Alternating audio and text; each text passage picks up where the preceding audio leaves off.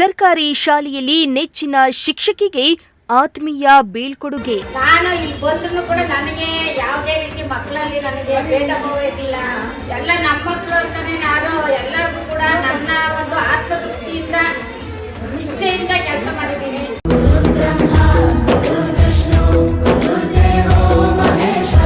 ಅದೊಂದು ತೃಪ್ತಿ ನನಗೈತೆ. ನನ್ನ ಮಕ್ಕಳಿಗೆ ಚೆನ್ನಾಗಿ ಕಲಿಸಿದ್ದೀನಿ, ನನ್ನ ಮಕ್ಕಳು ಚೆನ್ನಾಗಿ ಕಲಿಸ್ತಾರೆ ಅನ್ನೋದು ಒಂದು ಆಸೆ ನನಗೆ ಬಹಳ ಇದೆ.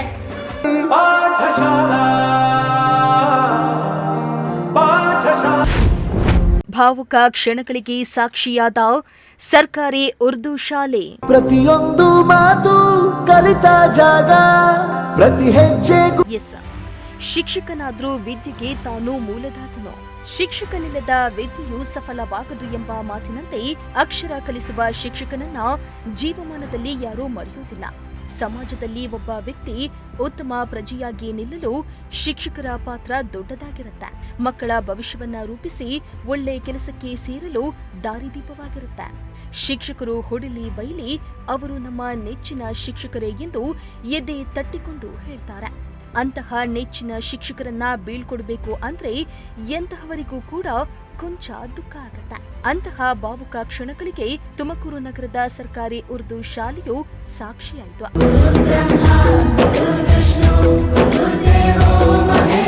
ಹೌದು, ತುಮಕೂರು ನಗರದ ಮರಳೂರು ದಿಣ್ಣೆ ಸರ್ಕಾರಿ ಉರ್ದು ಶಾಲೆಯ ಕನ್ನಡ ಶಿಕ್ಷಕಿಯಾಗಿದ್ದ ಹೇಮಲತಾ ಅವರು ನಿವೃತ್ತಿ ಹೊಂದಿದ್ದು, ಸಿಆರ್ಪಿ ಮುಖ್ಯ ಶಿಕ್ಷಕರು, ಸಹ ಶಿಕ್ಷಕರು, ಎಸ್ಡಿಎಂಸಿ ಅಧ್ಯಕ್ಷರು ಹಾಗೂ ಶಿಕ್ಷಕರು ಬೀಳ್ಕೊಟ್ರು.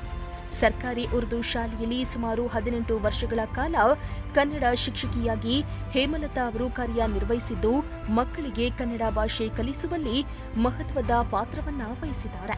ಉರ್ದು ಶಾಲೆಯಲ್ಲಿ ಉರ್ದು ಭಾಷೆಗೆ ಹೆಚ್ಚಿನ ಪ್ರಾಧಾನ್ಯತೆಯನ್ನ ನೀಡಿದ್ದು, ಇವರಿಂದ ಕನ್ನಡ ಕಲಿತ ಅದೆಷ್ಟೋ ಮಂದಿ ವಿದ್ಯಾರ್ಥಿಗಳು ಸರಾಗವಾಗಿ ಉರ್ದು ಭಾಷೆಯಂತೆ ಕನ್ನಡ ಭಾಷೆಯನ್ನ ಕಲಿತಿದ್ದು ಉತ್ತಮ ಕೆಲಸದಲ್ಲೂ ಇರುವುದು ಖುಷಿಯ ಸಂಗತಿಯಾಗಿದೆ. ಪ್ರತಿಯೊಂದು ಮಾತು ಕಲಿತ ಜಾಗ, ಪ್ರತಿ ಹೆಜ್ಜೆಗೂ. ಇನ್ನು ಶಿಕ್ಷಕಿ ಹೇಮಲತಾ ಅವರ ಕೆಲಸದ ಬಗ್ಗೆ ಸಿಆರ್ಪಿ, ಎಸ್ಡಿಎಂಸಿ ಸದಸ್ಯರು, ಮುಖ್ಯ ಶಿಕ್ಷಕರು ಹಾಗೂ ವಿದ್ಯಾರ್ಥಿಗಳು ಮೆಚ್ಚುಗೆಯನ್ನ ವ್ಯಕ್ತಪಡಿಸಿ ಮಾತನಾಡಿದ್ರು. ವಿದ್ಯಾರ್ಥಿ ಮನಸ್ಸಿನಲ್ಲಿ ಆ ವಿದ್ಯೆಯನ್ನು ಕಲಿಸಿದ್ದೀರಲ್ಲ, ಆ ವಿದ್ಯೆ ಅವ್ರು ಹೋದ್ರೂ ಕೂಡ ಈ ಮಕ್ಕಳಿನಲ್ಲಿ ಅಡಗಿರುವಂತಹ ಆ ವಿದ್ಯೆ, ಆ ಮಕ್ಕಳ ಭವಿಷ್ಯಕ್ಕೋಸ್ಕರ ಅವರು ಚೆನ್ನಾಗಿ ನಮ್ಮ ಶಾಲೆಗೋಸ್ಕರ ರಾತ್ರಿ ಹಗಲನ್ನು ನೋಡದೆ, ಮಳೆ ಚಳಿ ನೋಡದೆ ನಮ್ಮ ಶಾಲೆಗೆ ಸಂಪೂರ್ಣವಾಗಿ ಸಮಯದ ಅಭಾವಗಳು ಇದ್ರೂ ಕೂಡ ಅವರು ತನ್ನ ಆರೋಗ್ಯ ಕೆಟ್ಟೋದಿದ್ರು ಕೂಡ, ಕಾಲ್ ಡ್ಯಾಮೇಜ್ ಆಗಿದ್ರು ಕೂಡ ಒಂದು ಸ್ಕೂಲ್ ಹಿಡಿದು ನಮ್ಮ ಶಾಲೆಗೆ ಬಂದು ವಿದ್ಯಾರ್ಥಿಗಳಿಗೆ ವಿದ್ಯೆ ಕೊಡಿಸಿದ್ದಾರೆ. ಅವ್ರಿಗೆ ನಾವು ಅವ್ರಿಗೆ ಏನು ಸಲ್ಲಿಸಿದ್ರು ಕಮ್ಮಿನೇ. ಯಾಕಂದ್ರೆ ದೇವರನ್ನ ಎರಡನೇ ಮುಖ ಅದನ್ನ ನಾವು ನೋಡ್ಬೇಕಾಗಿದ್ರೆ, ಒಂದು ದೇವರು, ಎರಡನೇದಾದ್ರೂ ವಿದ್ಯೆ ಕೊಡುವಂತ ಗುರು ಕೊಡುವಂತಹ ವಿದ್ಯೆ ನಮಗೆ ಜೀವಕ್ಕೊಂದು ದಾರಿ. ನಮ್ಮ ಜೀವನಕ್ಕೆ ಒಂದೇ ಅಕ್ಷರ ಆ ಅಂದ್ರೆ ಅಮ್ಮ, ಆ ಅಂದ್ರೆ ಅಕ್ಷರವನ್ನ ನಾವು ಕಲಿಯಬೇಕಾಗಿದ್ರೆ ಒಬ್ಬ ಗುರು ಹತ್ರ ಬಂದು ಕಲಿದೀವಿ. ಆ ಗುರುವಿಗೆ ನಮ್ಮ ಎಸ್ಡಿಎಂಸಿ ಪರವಾಗಿ ಕೈ ಮುಗಿದು ಅವರಿಗೆ ನಮ್ಮ ಹೃದಯಪೂರ್ವಕವಾಗಿ ಅವರಿಗೆ ದೇವರು ಆರೋಗ್ಯ, ಆಯುಸ್ಸು ಸಂಪೂರ್ಣವಾಗಿ ದೇವರು ಕೊಳ್ಳಿ, ಮುಂದಿನ ಜೀವನನು ಕೂಡ ಒಳ್ಳೆಯ ಜೀವನ ನಡೀಲಿ, ಅವರಿಗೆ ದೇವರು ಬರುವಂತ ಯಾವುದೇ ಅನಾಹುತಗಳನ್ನು ದೂರ ಮಾಡಿ ಅವರಿಗೆ ಸಂತೋಷವಾಗಿ ಇರ್ಲಿ ಅಂತ ನಾವು ಆಶಿಸ್ತೇವೆ. ತರ್ಕಾಡ್ತೀರಿ ಹೇಳೋದಕ್ಕೆ ಆ ಮಗು ಈ ಮಗು ಅಂತ, ಅವರು ಕಡಾಖಂಡಿತವಾಗಿ ಈ ಮಗುನೇ ಹೀಗಿದೆ, ಆ ಮಗುಗಿದೇ ಅಕ್ಷರ ಬರುತ್ತೆ, ಆ ಮಗುಗಿದೇ ಅಕ್ಷರ ಬರುತ್ತೆ, ಇವನು ಓದ್ತಾನೆ, ಅವನು ಇಷ್ಟು ಗ್ರೇಡ್ ಅಲ್ಲಿ ಇದ್ದಾನೆ, ಇವನು ಇಷ್ಟು ಗ್ರೇಡ್ ಅಲ್ಲಿ ಇದ್ದಾನೆ ಅಂತ ಹೇಳ್ಬಿಟ್ಟು ಅವರು ಹೇಳ್ತಾ ಇದ್ರು. ರೆಕಾರ್ಡ್ ಯಾರು ಬಂದು ಕೇಳಿದ್ರು ಅವರು ರೆಕಾರ್ಡ್ ನ ಮಕ್ಕಳಲ್ಲಿ ತೋರಿಸ್ತಾ ಇದ್ರು, ರೆಕಾರ್ಡ್ ನ ಮಕ್ಕಳಲ್ಲಿ ತೋರಿಸ್ತಾ ಇದ್ರು. ಅದು ನೋಡಿ ನಾನು ಕಲ್ತಿದ್ದೀನಿ. ನಾವು ಅಳವಡಿಸ್ಕೋಬೇಕಂತ ಗುಣಗಳನ್ನ ನಾವು.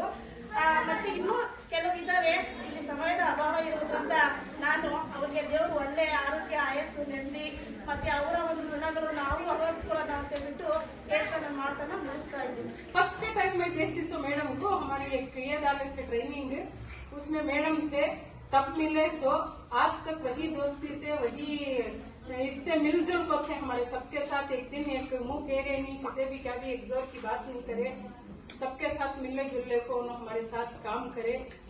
सबसे बड़ी खुशी क्या तो उन्होंने क्या भी एक व्यक्ति में उनकी सेहत तंदुरुस्ती, उनकी क्या भी एक किए नहीं जैसा आज रिटायर्ड हुए जैसा दिशा नहीं. उनकी उम्र रिटायर्ड होने की नहीं दिख रही।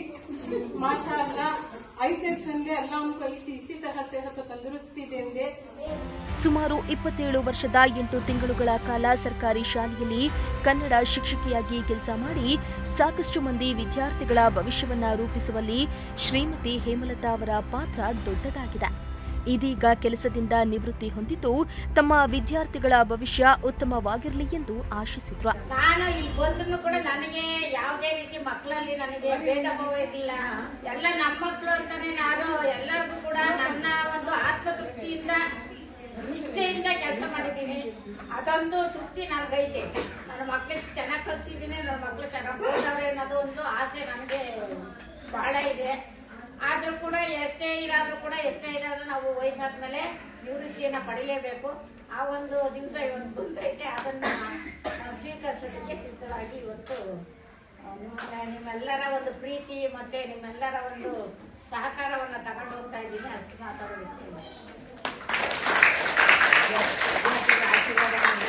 ಇನ್ನು ನೆಚ್ಚಿನ ಶಿಕ್ಷಕಿ ನಾಳೆಯಿಂದ ಶಾಲೆಗೆ ಬರುವುದಿಲ್ಲ ಅಂತ ಮಾತು ಕೇಳಿದ ಮಕ್ಕಳ ಮೊಗದಲ್ಲಿ ದುಃಖದ ವಾತಾವರಣ ನಿರ್ಮಾಣ ಆಗಿತ್ತು.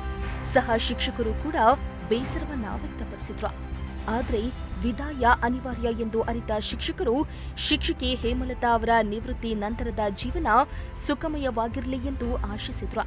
ಇದೇ ವೇಳೆ ಶಿಕ್ಷಕಿಯ ಕುಟುಂಬಸ್ಥರು ಆತ್ಮೀಯರು ಕಾರ್ಯಕ್ರಮದಲ್ಲಿ ಭಾಗಿಯಾಗಿದ್ರು. Bureau report, Prajashakti TV. ಪ್ರತಿಯೊಂದು ಮಾತು ಕಲಿತ ಜಾಗ, ಪ್ರತಿ ಹೆಜ್ಜೆಗೂ